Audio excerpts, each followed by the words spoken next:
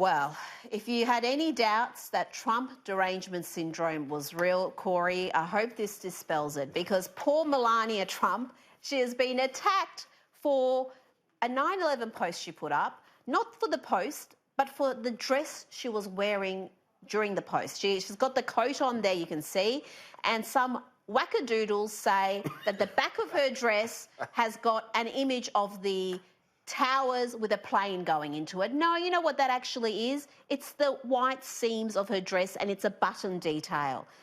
But they're reading all sorts of crazy stuff into that. Conspiracy theories, it's wacky in the extreme. But you know it's not confined to targeting of Melania Trump over a fashion sense or Donald Trump. I had a journalist who shall remain nameless. Let's just refer to her as Karen Middleton, the Saturday paper, right? Who rang me up and said, "You've got on your Twitter profile, you're the 88th Senator for South Australia." I said, "Yes, I am." She said, "No, you're not. You're the 86th Senator." That's wrong.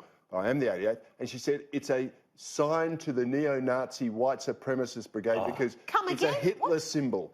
88 is HH. It's the 8th letter of the alphabet. And apparently it's a Hitler symbol. And she was going to run this story that I was fueling out race hate.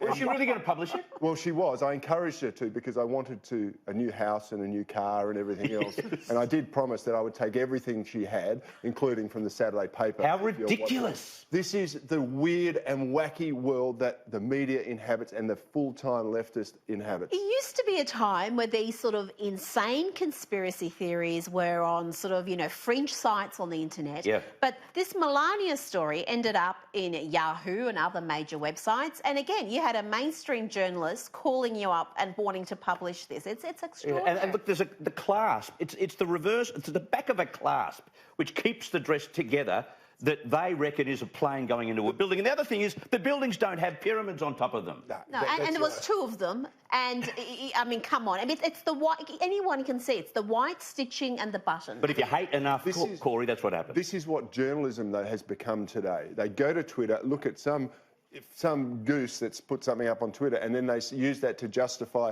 their version of events. It's just... Well, and talking about the media being completely losing its mind, let's have a look at this story that came out of the UK, where else, about genderless penguins.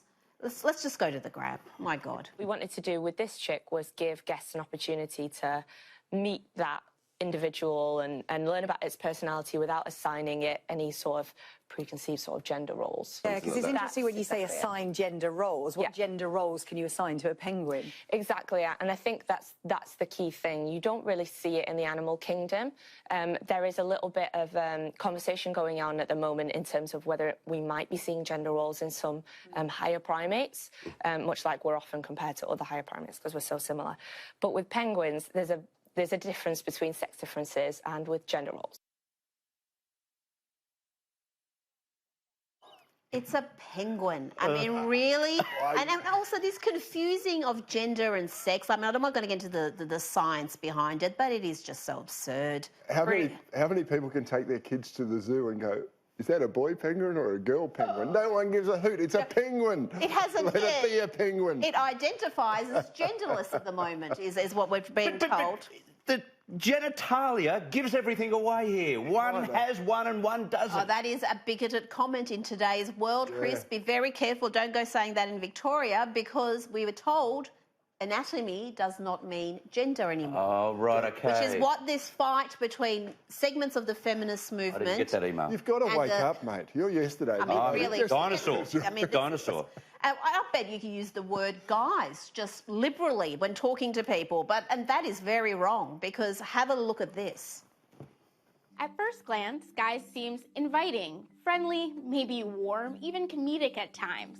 But it, like many male default terms, should not be normalized as an all-encompassing phrase, innocent as it may seem. While we may understand the word means no real harm, with a deeper look, you'll understand that we've been ignoring the cognitive impact on women as well as gender non-conforming folks by only explicitly addressing the male-identifying individuals present. Corey, is it a sin to normalise the term guys? Do we need now a trigger warning before we can say? I mean, to me, guys is genderless. Guys is just a term. It's a quintessential Australian term that people have been using for decades. But I use it to refer to women. So if I see a room full of women and I want to get something like, guys, have a look at this. But should we be surprised? I mean, this started in the Australian Army, wasn't it? In the ADF. David Morrison, wasn't it? Was it David Morrison or General Hurley? One of them was going, you're not allowed to say hi, guys. Yeah, no, the ABC, I remember, ran the video. I'm sorry, but having worked in many workplaces where in my unit the majority of workers were women, they use guys more often than I've ever used guys. And it doesn't offend it. I've never heard anyone in a workplace in 35 years say, you've got to cut that out. We're all offended when someone comes in. OK, guys, let's go. But that's because the people who are offended by this don't have workplaces. They don't work. They're just a full-time activist and nonsense. I want to know where that woman works, if she does.